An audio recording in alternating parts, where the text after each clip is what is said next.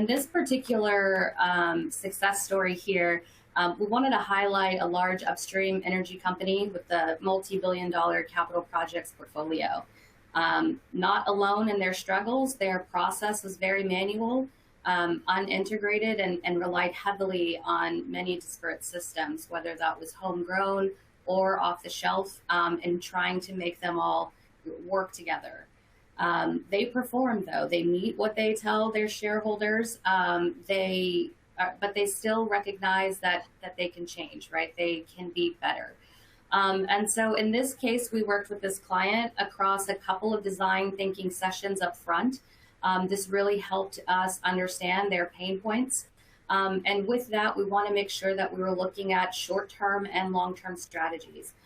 So from a short-term perspective, what are key MVPs that we can look at, or minimum viable products that could deliver immediate relief to the business while still focusing on that long-term strategy for transformation.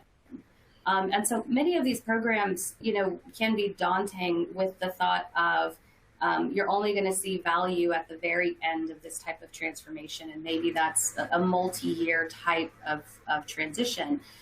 But instead, we like to approach such transformations where there is value realized along the way. And that's, what was key here with our approach of if we can start giving value now and relieving some of the pressures, knowing that we're still tapping into that larger egg, right? Let's continue that along both paths of that journey, making sure that they're integrated along the way. So we're changing and adopting, again, all is one, opposed to a big bang at the end.